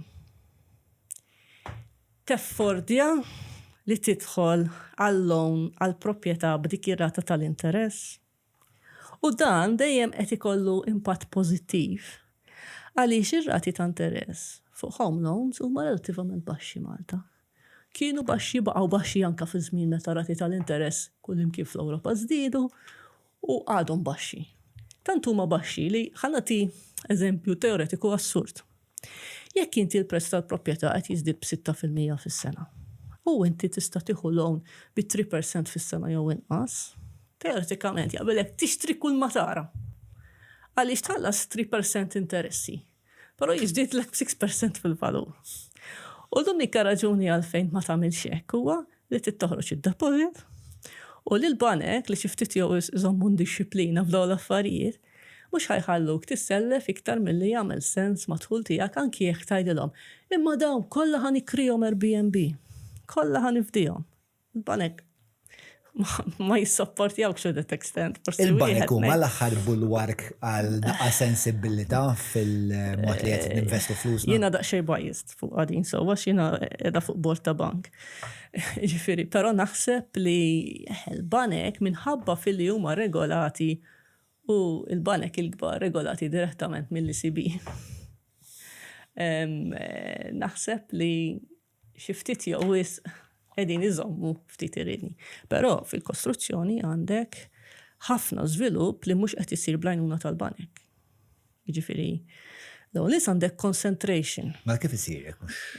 Għaliex inti għandek nies li jaffordjaw li jinvestu fil-proprjetà midħul li qed jagħmlu minn proprjetajiet oħra, pereżempju. Ġifieri, għandek f'daw il-short-let apartments għandek concentration sostanzjali, ġifieri mhux kulħadd għandu appartament wieħed jew tnejn, minn għandu 30, 40. Għala s-sibx taqra data fuq kif huma konċentrati dawn il-proprjetajiet li jinkrew. Għax ovvjament aħna nismaw ħafna il-retorika politika ta' hija s-sada meta innaf kopja tkun sejra tajjeb tinvesti f'appartament u tmur naqra ħjar. Però nissuspetta li mbagħad konċentrazzjoni ta' grupp żgħir ta' imprenditori li għandhom investimenti sostanzjali fil-proprjetà. Dak ma jmurrux il-bank jisselfu biex jixtru l-appartament li jmiss normalment. L-iżviluppaturi anke jekk stess jisselfu ħafna drabi laqas jużaw għall-hawn għaliex jibdew ibijgħu plan. U mbagħad min ikun qed jixtri tibda toħroġlu biċċa mill-hawn meta jaslu fis-solar li ħajinbena tiegħu, allura jħallsu biċċa mill-prezz tal-proprjetà f'dak il-punt u b'xi mod jew ieħor jirnexxielhom li jużaw ftit li xejn mill-hawn anke jekk stess ikunu ħadu l-hawn biex jibdew il-proġetti. Ġifieri għandek ukoll il-bartering u ġifieri fil-kostruzzjoni il-bartering huwa diffuż. Bajt taħdem mid-dar jew ġo xi kafetterija storbjuża, mela mhux tiġi saħdejn għal business labs, post ċentrali, kwiet sabiħ u li fih tista' tagħmel użu minn hot desks, uffiċċji, boardrooms li trid. Tista' taqbad u tfetx fuq l-adba mingħajr ma tafżal il-ħadd u serraħ rasek li żed inqeda. U jekk titlaq 4 minn nies jew 40 se joħorġuk ta' nies. Business labs, xittit aktar. Aħna kollha ngħidu meta kollha naħdmu fil-proprjetà illi meta l-gvern joħroġ b'ċertu inizjattivi, il-konsegwenza tkun li dik il-kategorija ta' proprjetà li il-gvern ikun b'xi qed jinċentiva x-xiri tagħha tola. Għandna data li tajt l-istess affarijiet. Ħan naqqat anki mal-punt għax ma laqniex iċ-ċirku fuq dal-Misalignment Index, mela jekk ir-rati tal-interess mhumiex l-ikbar problema, għaliex tissussidja r-rati tal-interess? Jekk ir-rati tal-interess mhumiex l-ikbar problema sewa biex wieħed jidħol għall-loan. Mhumiex ir-rati tal-interess l-ikbar problema. L-ikbar problema l-first time buyers ħafna drabi huwa down payment li ma jkollhomx. Imma x'qed tissuġġerixxi li intom iktar flus il-first time buyers biex imorru jitfgħu Jiena naħseb li tagħmel iktar sens li tislifhom id-deposit interest free milli li tieħu kwart tal-loan fuq brata sussidjata b'xejn għax id-deposit xorta jridu joħorġu u dak huwa l-iktar ħaġa li naħseb li fiċ-ċirkostanzi jżommhom lura. Meta l-gvern ma jagħmel da tip ta' grants u dan it-tip ta' ikollu din il-policy li bħalma jgħidu żewġ partiti essenzjalment li ħallu iktar flus fil-bwiet ta' nies. Fuq l-ekonomija da ma jkollux nimmaġina impatt ta' inflazzjoni. Iva, u speċjalment meta għandek ekonomija li qiegħda full employment, jiġifieri. Il-żewġ partiti għandhom żewġ proposti li intenzjonati biex iħallu iktar flus fil-bwiet tan nies, jiġifieri għandek is-super bonus tal-Labour Party u għandek ir-revision fit-tax brackets tal-PN. Bidaw, it-tnejn l-istess effett essenzjalment se jkollhom iktar flus fil-bwiet tan nies. Issa, dawk il-flus fil-bwiet tan nies, x'tagħmlu bihom aħna? Ħafna drabi nonfquhom. U meta nonfquhom niġġeneraw domanda għal iktar affarijiet. Il-gvern idaħħal lura il-vet fuq dik in-nefqa diment li jkun qed jintuża il-cash register sewwa. Il-gvern idaħħal lura il-vet, il-gvern idaħħal lura wkoll it-taxxi relatati mal-impjieg tan-nies li jiġu impjegati biex dik id-domanda tkun tista' tintlaħaq. Mela inti meta qiegħed f'ekonomija fejn in-nies huma busy, kulħadd qed jaħdem. U kulħadd qed jaħdem to his full capacity. Ġifieri inti jista' kulħadd ikollu job, però nofs il-ħin qed jiċċassa. Però jekk in-nies qed jaħdmu biżżejjed biex jimlew il-ġurnata, jew in any case ma tistax tieħu iktar minnhom għax sabu mod kif iġebtu xogħol li jimlew għall-ġurnata, biex inti tista' tlaħaq iktar xogħol ħajkollok timpjega aktar nies. Issa, nies ifittxu x-xogħol Malta m'hawnx. Niftaħru bija din. Mela dawn se ġibhom minn barra. Meta ġibhom minn barra, titħallasom. Għalkemm aħna ngħidu ġibuhom minn barra b'salarji relattivament baxxi allura l-impatt inflazzjonarju. Imma fil-verità il-kost ta' dan nies mhuwiex ġast is-salarju. Titrejnjom, tixtrilhom il-computer, jekk huma qed jaħdmu f'settur ta' cleaning jew hairdressing, whatever, titkabbar is-salon, tittihom lodda biex jaħdmu. Fi hemm ħafna spejjeż involuti. Żieda fid-domanda iġġib magħha dejjem żieda fl-inflazzjoni. Hemm meta tidħol l-inflazzjoni għandek anke element expectations. Jiġifieri. Meta inti tibda tgħid jien ħanpoġġilkom iktar flus fil-but, min qed jipprovdi s-servizzi qed jantiċipa lill-prezzijiet se jolgħu u jibda jollihom minn qabel.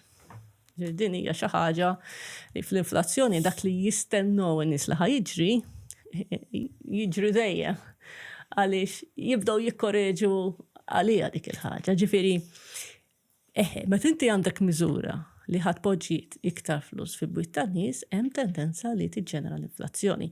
U allura kemm hu iktar żbaljat li tażel li taskludi minn dik il-miżura li l-ħadima barranin li huma fost l-inqas li jaqilgħu.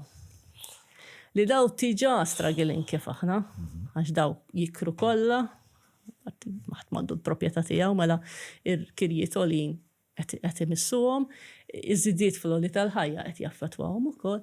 On top of that nagħtu €1,000 lil kulħadd biex id-domanda tiżdied u jkollok dak l-element ta' inflazzjoni, però daw l-inkam tagħhom jibqa' l-istess in nominal terms, in real terms jiġi jinqas. U għabbek forsi spiegajna real terms fil-pratika. U dik id-disparità li kont qed titkellem dwarha mhijiex biss kulturali, mhux biss tħoss li s-soċjetà. Hija finanzjarja wkoll li tgħixha kuljum. Issa dawn qegħdin hawnhekk ħafna minnhom biex jibgħatu flus id-dar. Ġifieri inqas ma jifdlilhom xi jibgħatu, inqas jifdlilhom raġuni għalfejn jibqgħu u nibqgħu b'dan turnover.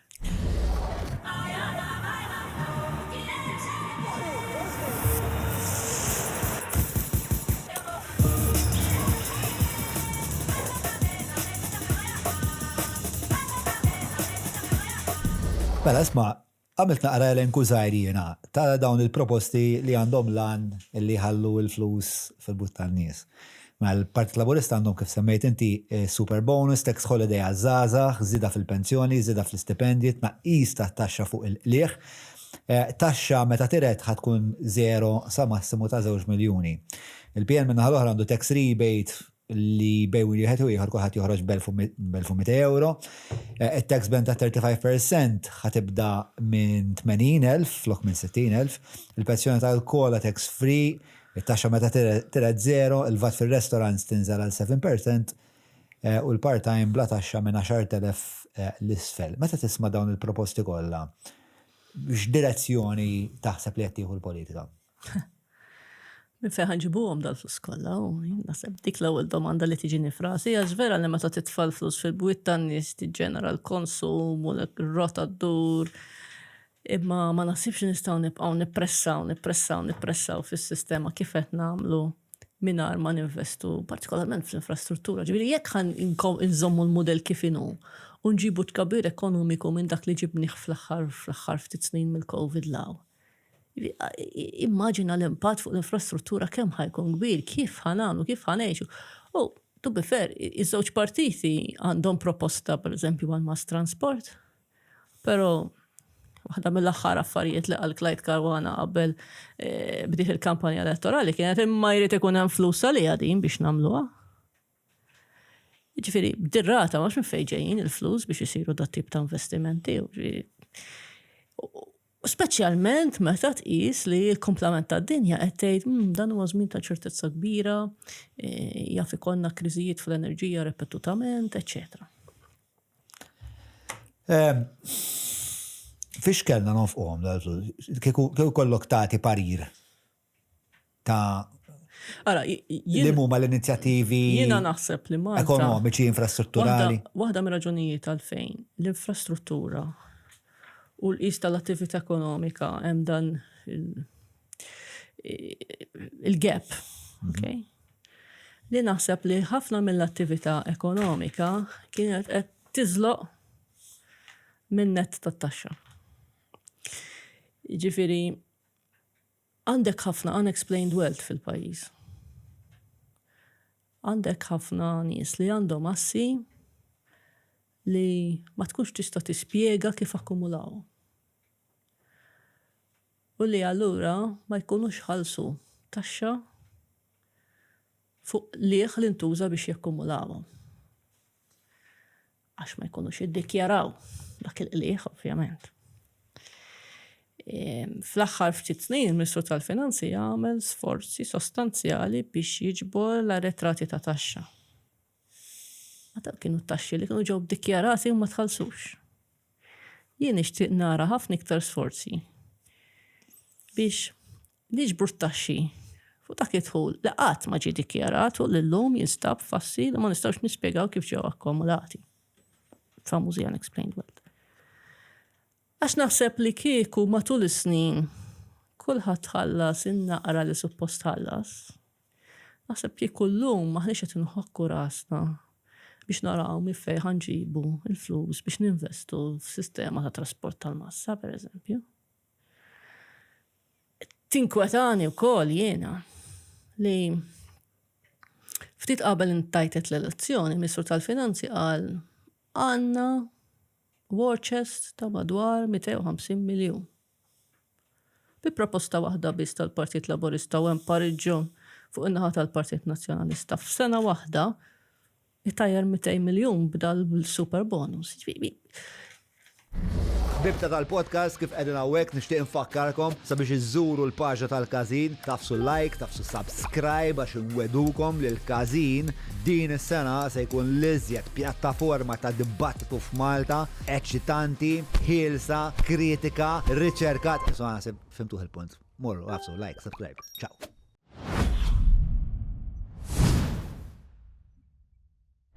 Jiena għandi suspett, ma nafx tikkonkorrix, li qed iwedu ħafna affarijiet. Kważi bit-tama li jkun hemm xi ħaġa dinija. Mela. U ngħidu issa ma nistgħux. Sa nistax. Vera xtaqt, bro, niġi imma jew nagħmel jew. Għalhekk huma ċirkostanzi fejn ironikament faċli twijat. Għax aktar xi kollok ħafna modi kif toħroġ minnu. U naħseb li il-5 snin li ġejjin ikun xikun l-eżitu ta' direzzjoni ħajalmuna ħafna. U t-talim ma nasibx li ħajkun easy learning. X'se nitalmu? Ħanitalmu li all that glitters is not gold. Ħanitalmu li tibża minn min iwedek ħafna affarijiet. Ħanitalmu li l-politika tagħna bżonn li tinbidel radikalment. Ħanitalmu li fil-verità ma jagħmilx sens li inti bħala votant fi 33 ġurnata jew kemm kien hemm gap bejn meta ngħidet l-elezzjoni u meta se ssir. Tiġi bombardjat b'mijiet ta' proposti minn żewġ partiti kbar u anke numru ta' proposti minn żewġ partiti żgħar ukoll li qed jippruvaw jagħtu l-kontribut tagħhom. U inti bħala votant li għadek tmur għax-xogħol, li għadek għaddej b'ħajtek, li qed tiżżewweġ, li għaddej bl-affarijiet mistenni li tifhem da kollu tagħmel għażla għaqlija. U dawk l-għażliet li tagħmel fil-verità ħatħallas il-prezz tagħhom inti għax da huwa ċirku ġifieri il-flus ma jiġux mill-arja, jiġu mix-xogħol tagħna bażikament. Jiġu mix-xogħol tagħna sa jekk aħna se nwedu lil nfusna ħafna affarijiet goffi u fl-istess ħin qed ngħidu rridu naħdmu inqas. U mbagħad nittamaw li nġibu aktar ħaddiema barranin biex jaħdmu għalina, ma mbagħad qed ngħidu wisq djuq, wisq congestion, ma jistax ikun overpopulation, overtourism. Rridu niddeċidu, trade-offs maħniex nagħmluhom, l-għażliet maħniex nagħmluhom. Jiena naħseb li about time li l-poplu jqum. U l-politiċi tagħna jgħidilhom immind bis-serjetà taħseb li jiena nista' nemmen dan li qed tgħid. U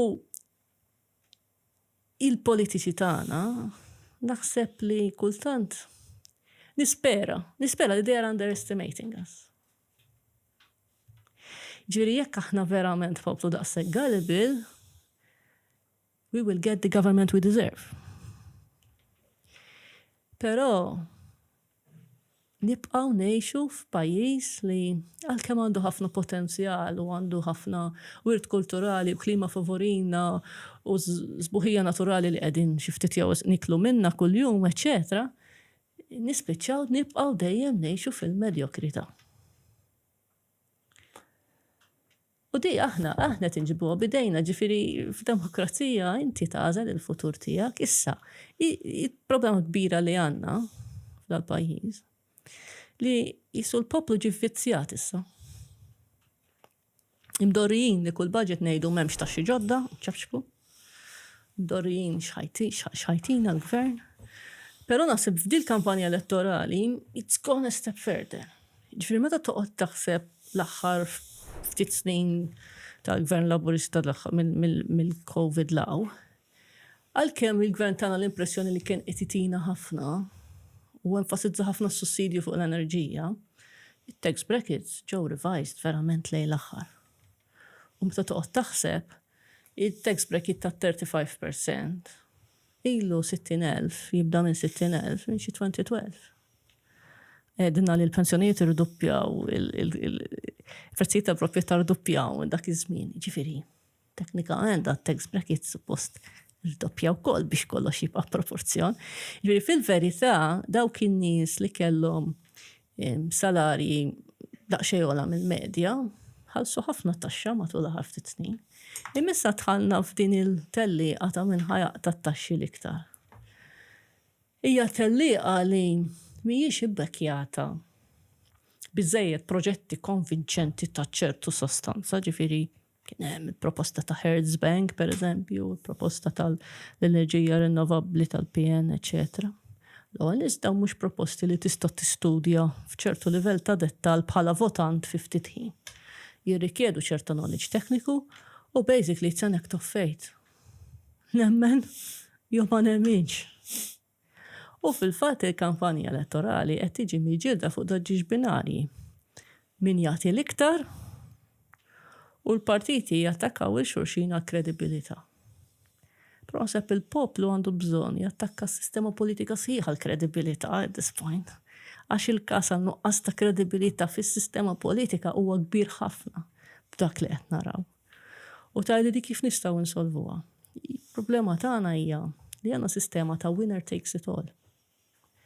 Jiġifieri min iġib l-iżjed voti minn daż-żewġ partiti magħhom istriħa li qiegħed hemm għal 5 snin, jagħmel inqas jekk jażelu bħalma ġara d-darba, jgħid l-elezzjoni meta komdu għalih meta x'aktar xi kollu l-aħjar ċans li jerġa' jirbaħha, jista' jikkontrolla n-narrattiva minn sena l-oħra bil-budget u bil-mod kif jippreżenta sitwazzjoni ġeopolitika jkun min ikun fil-gvern. Imura l-elezzjoni power of incumbency qawwi, eċetera. Ġifieri l-interess li tirbaħ huwa qawwi, da basically jew tirbaħ kollox jew titlef kollox fih l-elezzjoni. U checks and balances m'għandniex. Jiġifieri aħna waħed miftit pajjiżi fejn għandna parlament livell wieħed. M'għandniex żewġ houses bħal m'għandhom l-Ingilterra u bħal m'għandhom l-Amerika, mela għandna two-party system, parlament wieħed. Il-vulnerabilità għal dat tip ta' politika huwa enormi, enormi. U ilna ngħidu li għandna bżonn riforma parlamentari u iktar snin ilu ka riforma kostituzzjonali qed tissemma. Anke l-President kurrenti kienet aċċennat għal bżonn ta' riforma parlamentari. Sa fejna fid l-unika partit li qiegħed isejjaħ għal dawn l-affarijiet u l-ressaq proposti kienu l-Momentum.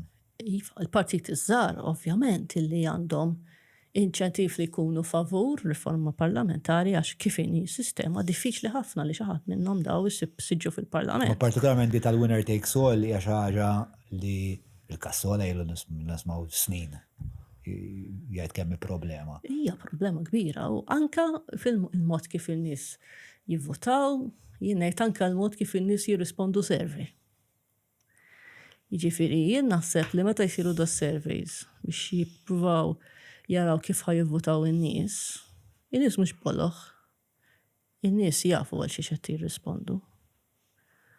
U n-nies jibżgħu li dak li jirrispondu jasal x'imkien u li jikkompromettu l-pożizzjoni tagħhom għas snin li ġejjin jekk jiddikjaraw li ħajjivvutaw partit u jitla' ieħor. Imbabsa f'kollox dil-ħaġa, qed tħarbatna f'kollox. Inti qed tgħid ċertu affarijiet issa li mhux kulħadd għandu l-kuraġġ jgħidhom. Minn fejn jiġi dal-kuraġġ? Għax ħanedlek jiena waħda minn dawk li meta nagħmel xi ħaġa nagħmilha l-aħjar li nista' issa. Nagħmel żbalji żgur li nagħmel. Imma nipprova dejjem nagħmel l-aħjar li nista'.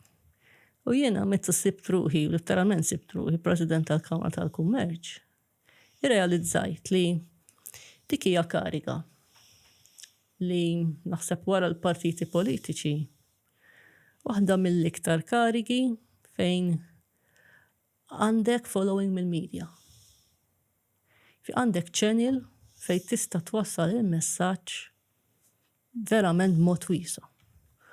U iktar ma dak li tajt ikun jirrifletti ħsibijiet ta' dawk in-nies li jieqfu jaħsbu, iktar il-medja ħattik spazju.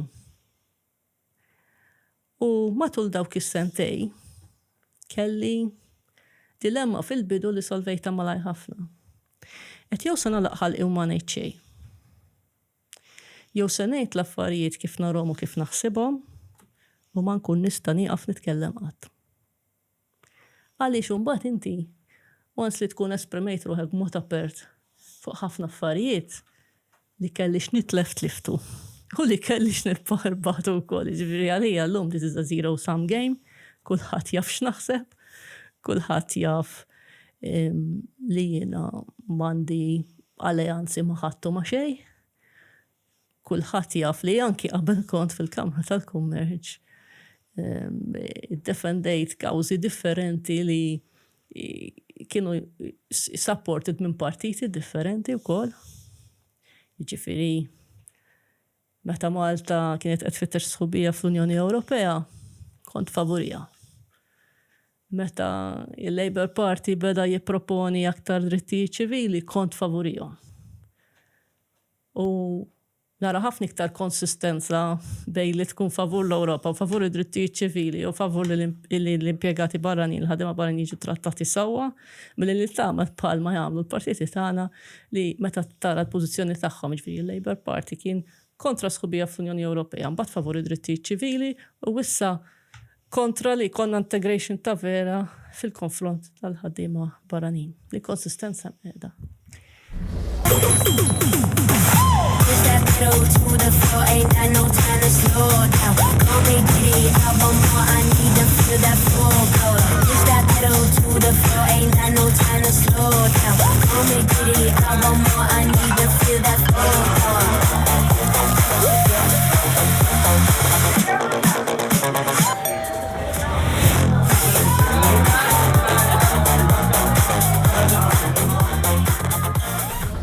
ħafna billi attenti ovvjament jirreżona ħafna ma kif nara l-affarijiet jiena u naħseb għalhekk għandi ċertu nara kuraġġ sabiħ ħafna fik. Fil-fatt nixtieq naqralek xi ħaġa li inti kont ktibt. F'Lulju ta' 2021 meta tkun President ta' Chamber kontat, we cannot continue to justify unfair practices on the grounds of a lack of resources. We cannot continue to trivialize wrongdoings. We cannot continue to turn a blind eye on unethical behavior and blatant conflict of interest for fear of losing favor. Tiftakar dak għax kien immotivaħ dak l-statement? Ma niftakarx iċ-ċirkostanzi partikolari, kienu sentej fej kollu kienet jiġri xi ħaġa, ġifieri ma niftakarx. Però huwa statement li nista' nerġa' ngħidu llum, ġifieri din hija waħda mill-mardit tagħna u li niskużaw l-affarijiet nagħlqu għajnejna il-medjokrità tikber u meta tagħmel hekk, jiġifieri what is fair, what is right. Ma tistax toqgħod tilgħab bid-diskors biex tipprova ssib mod kif. U ma tħoss li minn dakinhar li għattak l-statement l-affarijiet tiebu? Ħanejdlek jiena kelli mument ta' tama. Waqt il-COVID tagħna xejkjatura tajba f'dal pajjiż u għax laqatna fil-laħam il-ħajja u meta tkisser it-turiżmu ġo pajjiż bħal dan tħossha ħafna. U dak iż-żmien fil-laqat li kien ikollna anke fl-MCSD kemm ċertu maturità fid-diskors. ċertu punt naħseb kont laki li nsertajt President f'dak iż-żmien. U kulħadd kien qed jiġbed ħabel wieħed u kulħadd kien qed jgħid iridu nsiru iktar sostenibbli, iridu nħarsu lejn tranzizzjoni għal renewables u konna diġà qed nitkellmu fuq floating wind farms u floating solar farms. Kollox, jiġifieri rridu ntrejnjaw in-nies tagħna aħjar. Kienu qablu social partners li joħroġ il-gvern joħroġ il-wage supplement biex ma nitilfux kemm jista' jkun ħaddiema. Fil-verità, meta ħriġna mill-pandemija li bqajna nitkellmu fuq li il-Prim Ministru baqa' jitkellem fuq sa ftit ilu qis għandna fiha u dik kienet xi ħaġa mill-affarijiet li vera tikatni. Imma dak iż-żmien meta vera konna fil-pandemija. Jiena niftakarni ngħid il-Ministru tal-Finanzi u min kien involut dak iż-żmien wara ftit xhur ġaxa li tiddur. Tail off il-wage supplement, tail off. Tista' timmaġina, President tal-Kamra tal-Kummerċ qed jgħidilhom tail off. Tail off jiġifieri bdaqta. Għax inti jekk tibqa' tħallas il-wage supplement. Meta n-nies issa reġgħu lura fl-impjieg qed jitħallsu pagi oħra, għandek effett inflazzjonarju li rajnieh dak iż-żmien. Għax żammejna il-wage supplement too much. Żammejniehom sakemm saret elezzjoni. Għax ma kenniex il-gazz li nġibduhom lura qabel tgħaddi l-elezzjoni. Ġifieri tal-mod naħsbu. U mbagħad naħseb jiena li ġralna kien hemm il-kriżi tal-enerġija, x'in eżatt kif ħriġna mill-COVID u hemmhekk naħseb il-gvern ippanikja jiena. Ġifieri li nagħta sussidju f'dak il-mument biex nittekkiljaw il-kriżi instantanja tagħmel sens. That is what subsidies are for. Biex jittekkiljaw kriżi. Ma niftakarni saqsi wkoll Ministru Kalwana l-ewwel darba li għalli ħa nagħmel hekk u hekk. Qed għandek pjan ta' kif imbagħad toħroġ minnu s-sussidju. Għax fil-diversi exchanges li kellna dak iż-żmien fuq diversi affarijiet kien jgħidlix meta tintroduċi xi ħaġa ma tkunx tista' tiġbidha lura. U għandu raġun, imma jekk tintroduċiha b'sett ta' kundizzjonijiet, then the rules are clear. Ġifieri is-sussidji jagħmlu sens meta jkunu temporani, meta jkun hemm raġuni li tiġġustifika għalfejn qed ittieb, ma tistax in-nies tgħidilhom jiena ħanibqa' nissussidja għal dejjem. Għax hemmhekk tilt kompletament il-mekkaniżmu li ġiel in-nies li jfittxu sorsi ta' enerġija oħra Għax qed tiggarantilhom li di ħatibqa' dejjem sussidjata. Ġifieri dak iż-żmien però kien hemm xaqta tama. Jiġifieri kien hemm diskors li kien qed jagħmel sens, kien hemm strateġija ekonomika 21 sa 2030, kien hemm il-post-COVID strateġija l-ewwel ftit snin wara li ħriġna mill-pandemija fil-2022. Imma dawn l-affarijiet ma ġejna biex nimplementawhom ma implementajnihomx. Parti minna naħseb li għax il-gvern daħal għal dal-commitment li jissussidja l-enerġija u assorba parti kbira minn dawk il-fondi li forsi kieku kienu jintużaw għal proġetti infrastrutturali. Il-parti l-oħra hija li dik il-mowġa ta' turiżmu ta' nies ta' pent-up demand, turiżmu low quality, high volume, dik daħtħalnila bir-ras ġibhom ħalli nieħdu li nistgħu minnhom speċi, we make hay while the sun shines kind of thing, nħobbu naħsbu b'dal-mod. U mbagħad saru ħafna investimenti, is-signals ma natawx, ġifieri kieku fi-2021. Dawk l-affarijiet li kien hemm fir-rediscover document, at least xi wħud minnhom ġew implementati, u by the way mhux il-Kamra tal-Kummerċ biss kienet taraħda, fit-2022 sena wara, l-MHRA kienu ħarġu carrying capacity study, l-MHRA. Ġifieri l-MHRA waslu għall-istess konklużjoni li konna wasal. Hija mela. Waslu għall-istess konklużjoni li kienet waslet il-Kamra tal-Kummerċ sena qabel li bil-bedstock li kellna u bl-ammont ta' permessi li kien hemm in the pipeline rid ikollna 5 miljun turist fis-sena biex il-Lukandi jilħqu occupancy rate li biha jistgħu jkunu vijabbli. Bi iktar minn hekk, xi trid tisma' iktar minn hekk.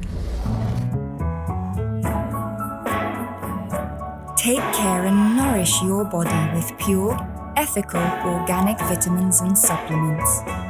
Browns, empowering wellness by prioritizing your health. Allura, kif għadna għaddejjin? Għax meta tqis is-sussidji, qed innaqsu t-taxxi, qed prattikament maħna ninvestu xejn fl-infrastruttura, hekk għadna għaddejjin, jiġifieri il-prezz qed inħallsu ħinut meta nkunu fit-traffiku. Okay? Jiena biex nasal għax-xogħol nieħu aktar minn sija. Qed impartu mal-kwalità ta' ħajjitna. U sija oħra ġejja lura. Issa, fil-verità m'għandix toħodli iktar minn nofsija di, mela jien qed inħallas sija kuljum bil-ħin tiegħi. Frankament, sija kuljum bil-ħin tiegħi tiswa l-flus. Biex ma nsemmix il-pollution li niġġenera għax inkun għaddejja bil-mod u l-frustrazzjoni li qed nibni ġo fija ġifieri qabel tibda l-ġurnata. Mbagħad jiġitik 1,000 euro kuljum li huwa l-ekwivalenti ta' cappuccino, ġifieri inti issa meta tkun fit-traffiku tgħid ta' da qed nieħu cappuccino. Isma' fl-istess statement inti kontatt ukoll 1,000 euro fis-sena cappuccino kuljum. Worth it. Mela, the Chamber has published a detailed report on public procurement reform that expects all entities involved to take very seriously. 2021. 2021, hija f'Lulju. L-istess qarija li. Tista' spjega bażikament il-public procurement x'inhu u jekk ir-rapport kienx fil-fatt ittieħed serjament kif inti kontatt. Mela, il-public procurement huwa importanti għaliex il-gvern huwa l-ikbar klient li għandna fis-suq. L-standards jissettjhom il-gvern. Jiġifieri jekk il-gvern se jgħid jiena mhux ħanoqgħod infittex suppliers li għandhom il-liċenzji, mhux ħanoqgħod infittex suppliers li qegħdin ifittxu green procurement, mhux ħanoqgħod infittex suppliers li qed jimpjegaw in-nies b'salarji deċenti, eċetera, jikra l-suq kollu. Għaliex inti tant tikkrea unfair competition li issa il-problemi fil-public procurement prima faċe għandek id-direct orders għal-kemm Kamra tal-Kummerċ rikonoxxit kemm il-darba li hemm ċirkostanzi fejn direct order tagħmel sens, imma tiġġustifika the why. Għaliex qed nagħmel direct order ta' ċirkostanzi. Għandek il-kwistjonijiet tal-variations, pereżempju, ġifieri nataw. Però tħoss li huma eċċessivi direct orders? Tħoss li huma eċċessivi? Huma eċċessivi. Għalfejn taħsibha? U għax il-volum tagħhom u il-kwantità u l-concentration tagħhom anki jekk tara l-patterns ikunu dipartimenti partikolari, ministeri partikolari li kollhom ħafna direct orders. Sar studju fitxu waħda Gary ta' direct orders. U l-aħseb l-iktar ħaġa li tindikalek li smem xi ħaġa ħażina fil-public procurement li ħafna kumpaniji laqas għadhom jipparteċipaw fit-tendering jgħidulek jien. Għal xejn nipparteċipa għax il-kompetizzjoni mhix serja. Mhix serja ġifieri hemm il-fottimenti. Fottimenti is a big word. Jista' jkun li nuqqas ta' professjonalità f'ċertu każijiet. Jista' jkun li pereżempju affarijiet żgħar però li jfissru ħafna. Li meta inti tagħmel l-specs ikunu tali li ditta waħda tista' tipprovdi dak il-mudell ta' sodda pereżempju. Jew mhux ċara li inti tiġa tkellimt ma' dik id-ditta. Ġibt l-specs u ħadd titfa' dawk fit-tender. ċerta affarijiet tant ikunu blatant. Min ikun f'dak l-operat, jaraw ma jħossom mill-għu. U bħala chamber xittu tirriformaw? Lista twila ta' proposti. L-iktar li taħseb li huma pertinenti, illi forsi jekk għaw anka politiċi li jatesegu li staw jgħatu parir li tkun parti mill-kampanja. Ara, mill-niftakar minn dak iż-żmien, għamilt ħafna affarijiet oħra mit-2021 u madnix involuta fil-Kamra tal-Kummerċ li naf xi progress sar fuq ċertu temi u naf li xi ftit progress fuq ċertu temi sar bil-mod ħafna u il-pass li bih isir jaqta' qalb in-nies li jkunu qed jaħdmu fuq u dal-affarijiet ġifieri anke aħna bħala Kamra tal-Kummerċ l-isfida tagħna kienet dejjem li l-impjegati tagħna jibqgħu jemnu li jistgħu jġibu bidla pożittiva. Għax tant idumu ġejjin u sejrin, jiddiskutu l-istess affarijiet biex tiċċaqlaq ftit.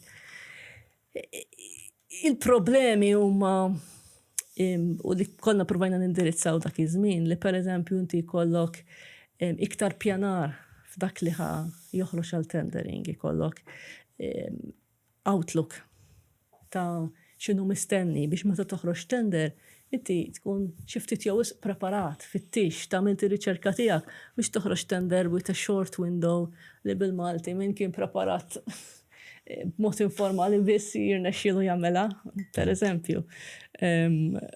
Justification ta' fejn ikun hemm direct order, mhux li ma jkunx hemm imma justification.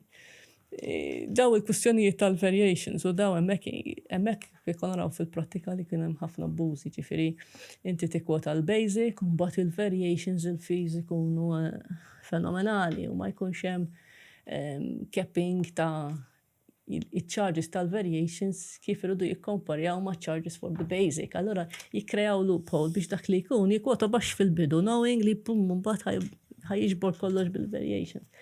Hemm ħafna affarijiet. Hemm affarijiet ukoll fejn irridu nkunu ħafna iktar serji fejn jidħol min imbagħad eventwalment jittenderja, ġifieri pereżempju għandna kultura li kulħadd jaħdem bi flus ħaddieħor. Ħafna drabi li tibda mill-gvern, ġifieri meta l-ħlas ma jsirx fil-pront. Mikrofon. Meta l-ħlas ma jsirx fil-pront tax-xogħol li jkun sar, ġifieri bikollok tender 4 miljuni pereżempju. U jkun hemm dubju fuq jekk 200,000 minnhom mhumiex accurate.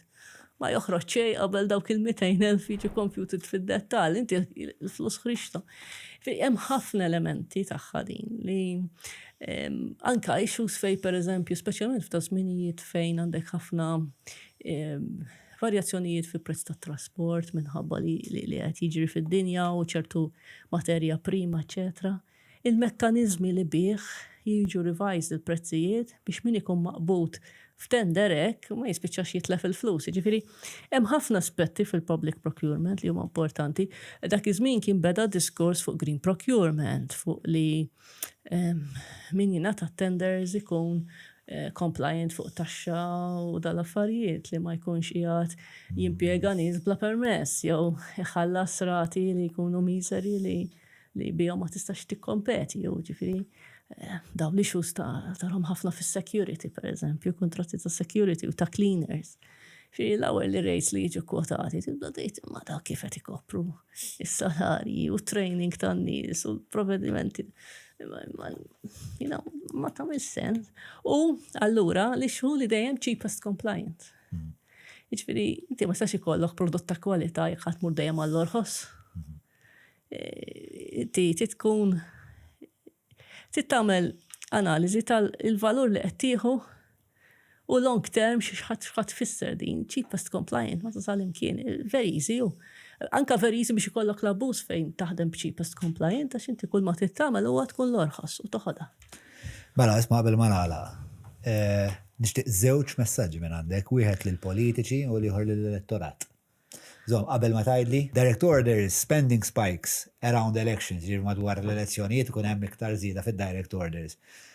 It peaked at 410 million in 2017, the year of the snap election, e-grant allegations and assassination of journalist Daphne Caruana Galizia, almost a third of the entire 2011-2025 total.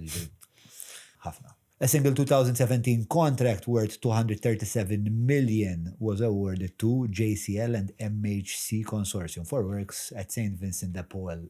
Da kien kontroversjal ħafna dan it-tender niftakru. Kien hemm xi NAO report fuq. Kien hemm NAO report fuq u kien hemm dal-variation li kont tajt inti.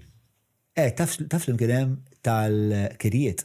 The share of landlords with 5 or more properties stood at only 13%.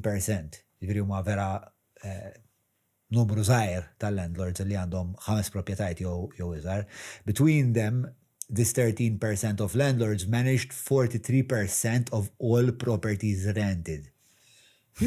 Concentration qawwija. Only 4% of landlords owned more than 10 properties, the study finds. Okay, concentration qawwija ħafna. Mela, il-messaġġ tiegħek lill-politiċi u l-messaġġ tiegħek fl-aħħar l-elettorat. Jien naħseb il-politiċi l-appell tiegħi huwa li jkunu iktar responsabbli għax finalment xi ħadd minnhom dak li qed iwieħed se jkollu jew wettqu jew jispjega għalfejn ma wettqux. U ma naħsibx li torqod tajjeb bil-lej jekk tkun qed tittama li tfaqqa xi kriżi ħalli tista' tiġġustifika għalfejn ma għamilthomx l-affarijiet. Fir-rigward ta' l-elettorat, m'għandniex ħafna options qudiemna, ġifieri jiena li ma tmux tivvota mhix option. Għandek obbligu li tivvota. X'għandek tqis meta tivvota? Għandek tqis li dal-pajjiż jeħtieġ li jbiddel id-direzzjoni. Mhux qed neċessarjament ngħid ivvota dak il-partit jew ieħor, però vvota l dawk il-politiċi li dil-ħaġa qed jirrikonoxxuha. Li mhux qed jgħidulek money no problem, it will be a problem. Jiena naħseb li f'dak li qegħdin iwedu meta tmur dil-euforja kollha tal-kampanja elettorali, sepa jkun hemm politiċi li jħossuhom ftit skomdi f'dak li jkunu daħlu għalih. Marisa Xuereb, impeccabli bħal dejjem. Grazzi tal-ħin tiegħek. Grazzi lilek.